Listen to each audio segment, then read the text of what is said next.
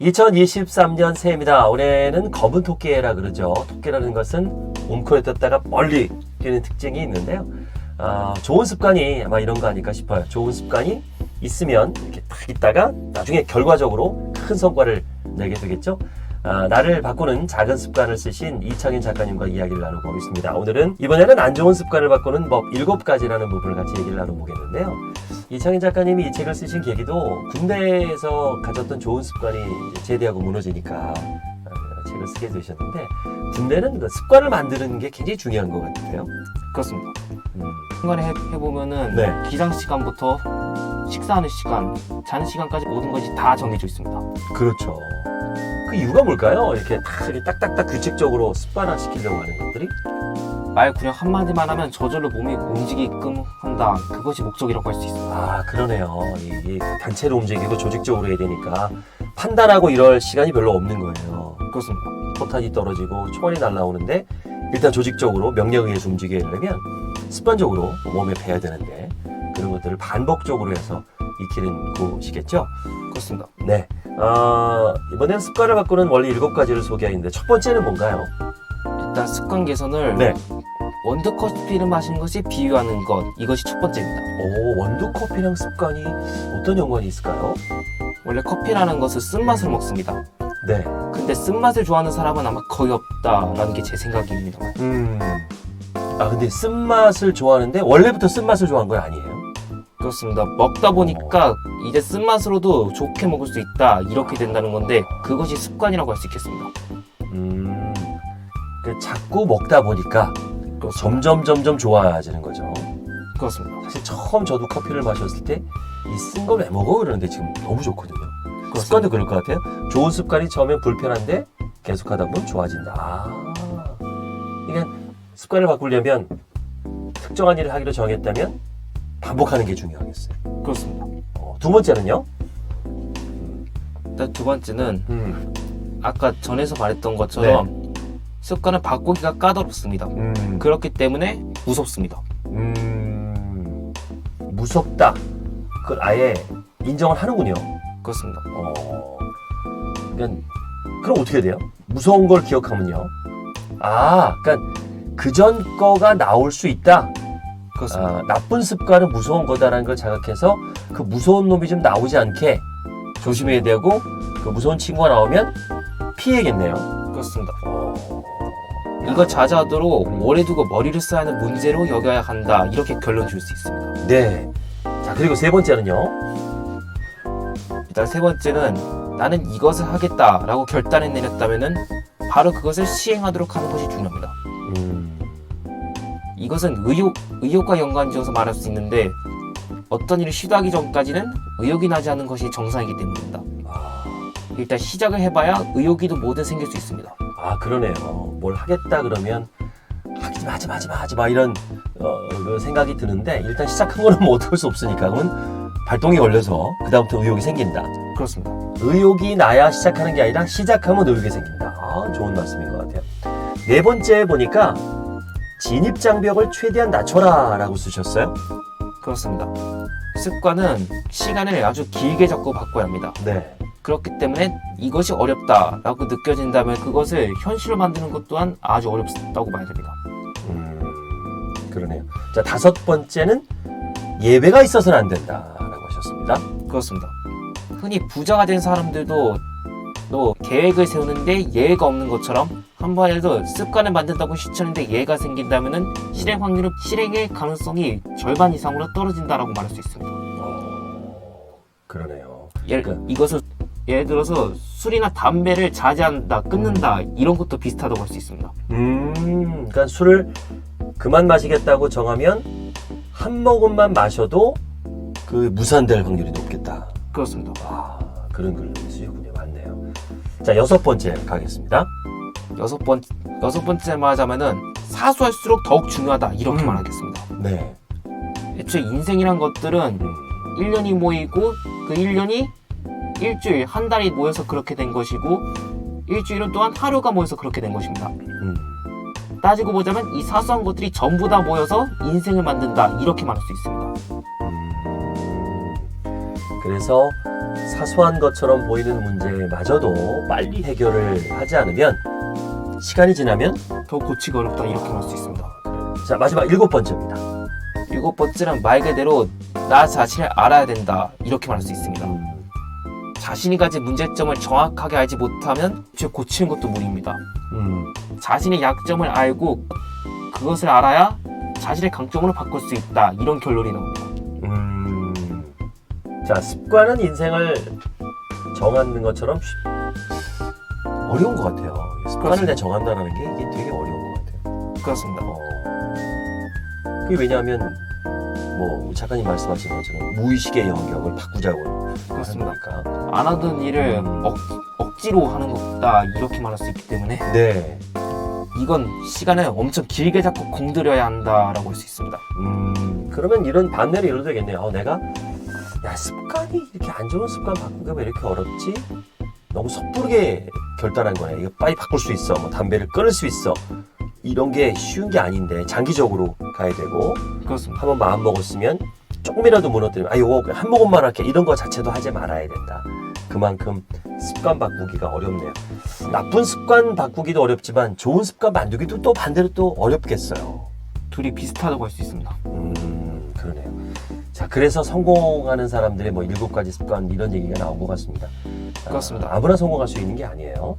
자, 그 다음 챕터 돌아가면 여러분 관심이 있는 그럼 부자가 될 수 있는 습관은 뭔가? 이창희님은 지난 시간에 부자에 대한 정의를 너무 잘 내려주셔서 감명받았는데 다시 한번 부자의 정의. 이창희 작가님이 생각하는 부자는? 돈에 대한 걱정이 없는 사람 이렇게 말하겠습니다. 맞아요. 돈 걱정 없이 사는 거. 그러니까 뭐 어디 여행 가고 싶을 때 갈 수 있고 누구한테 선물할 때 걱정 없이 선물할 수 있고 그렇습니다. 내가 어디 유학 가고 싶을 때 그렇습니다. 가고 싶은 거 맞네요.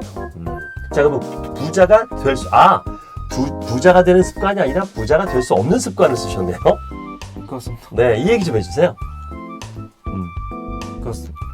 그러니까 일단 돈이랑 습관에 연관지어서 말하자면은 대부분 사람들이 돈이 많은 사람에 대해서 물질적인 근심 없이 살기를 바랍니다.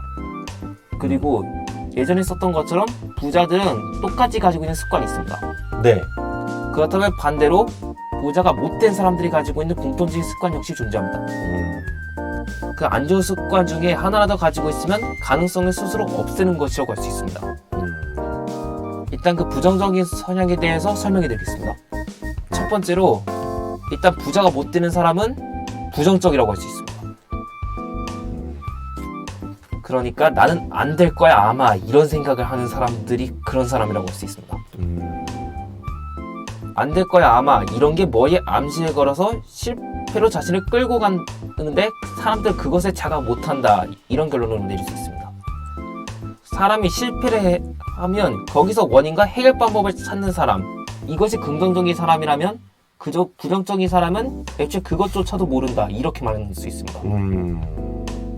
두 번째는 사자성어로 말할 수 있는데 극묵자흑. 깜깜한 것에 같이 있으면은 본인 역시 깜깜해진다 라는 말처럼 타인과 잘못 어울리면은 그 사람 역시도 잘못된다 이렇게 말할 수 있습니다.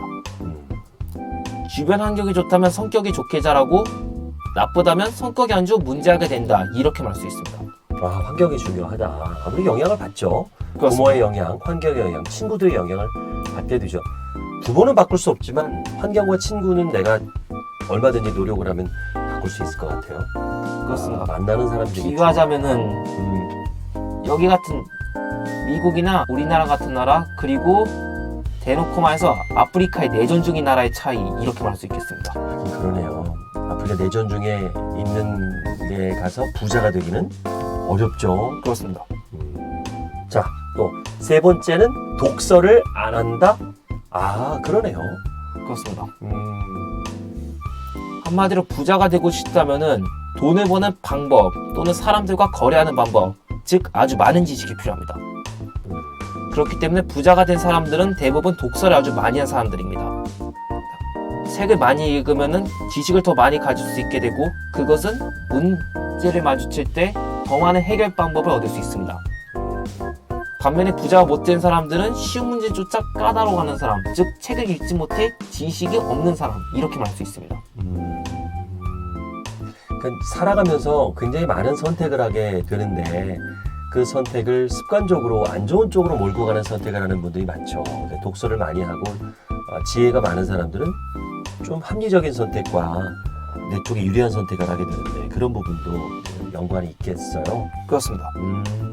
독서 맞아요. 이 독서와 수입은 어느 정도 비례한다고 저도 생각을 합니다. 그렇습니다. 그런 면에서 이 세상을 이끄는 소수민족이 있죠. 유대인. 그렇습니다. 유대인들은 어떻게 공부를 하는지 또 이어서 써주셨어요. 와, 이런 통계가 있네요. 미국의 노벨상 수상자 절반이 유대인입니까? 그렇다고 할 수 있습니다. 미국에 있는 하버드 대학교 거기 교재 30%도 학생도 다 유대인입니다. 우리가 흔히 알고 있는 위인들 네. 아인슈타인 박사나 스티브 스틸버그 영화 감독이랑 마크 저커버그 등의 유명 인사도 전부 다 유대인입니다. 인구는 얼마 안 되는데 이들이 지금 세계를 주도하고 있어요. 그들만의 공부법이 있다면서요? 그렇습니다. 이 탈무드라는 이름의 공부법이 있는데 네. 이 탈무드라는 것은 방대하고 다양한 주제에 대한 질문과 논증 기록을 말합니다. 내용을 보자면은 가운데에 구절이 있고 이 구절을 중심으로 다양한 학자들의 견해와 해설이 둘러싸인 형태입니다. 그러니까 시각적으로도 학자들의 생각이 아주 다양하다. 즉 논리조차도 제각각이다. 이것을 시각적으로 가르쳐 줄 수 있습니다. 질문을 되게 많이 하더라고요. 그 이스라엘 쪽에 도서관을 가면 토론도 많이 하고 질문도 많이 하고. 근데 그게 무엇을 가르칠까가 아니라 어떻게 가르치는가, 이걸 되게 중요하게 생각한다고 써주셨더라고요. 그렇습니다. 세상 사람들 생각이 다 제각각이기 때문에 무엇 하나가 명확한 답이다 이렇게 말할 수 없다는 것이 그 이유입니다. 그렇죠. 이게 정답이다 그러면 그 이상은 발전이 없는데 이게 정답이 아닐 것이다 라고 전제를 하면 또 다른 것을 찾게 되겠죠. 그렇습니다. 질문을 계속하는 거예요. 그런 능력. 관점이 계속 바뀌게 되고. 그렇습니다. 우리는 이거 맞아 그러면 더 이상 관점이 거기서 머물게 되는데 아닐 것이다 라고 생각하는 것들이 되게 다른 것 같아요. 또 하브르타 사스법 되게 유명하잖아요. 그렇습니다. 하브르타가 뭔가요? 쉽게 말해서 네. 모여서 공부한다. 즉 스터디 그룹이라고 할 수 있습니다. 모여서 논쟁하고 토론하면서 하는 교육. 그렇습니다. 오. 중요한 게 여기서 토론이 누가 맞고 틀리냐 이걸 가리는 게 아니라 더 명확한 진리를 찾는다 이렇게 말 수 있습니다. 그러니까 내가 옳고 네가 틀려를 싸우는 게 아니라 우리 다 같이 진리를 찾아보자. 그렇습니다. 내가 틀릴 수도 있다는 걸 인정을 하는 거네요. 그렇습니다. 마지막으로 이것은 유대인들의 마음가짐에서 나오는데 배움의 길에는 끝이 없다. 항상 머릿속에 달고 산다. 이것이 중요합니다. 5살부터 성경을 배우고 10살에 미신나라는 걸 배우고 13살에 계명을 지키고 15살에 탈무드를 공부한다. 즉 공부를 습관적으로 계속 하고 있습니다. 이렇게 습관이 계속되고 있으면 어른 상태가 되어서도 공부를 계속하는 그런 습관을 갖게 됩니다. 그리고 자식의 부모를 닮는다 라는 말처럼 아이들 역시 그 부모를 따라하고 결국 비슷하게 공부를 하게 됩니다. 그렇겠죠.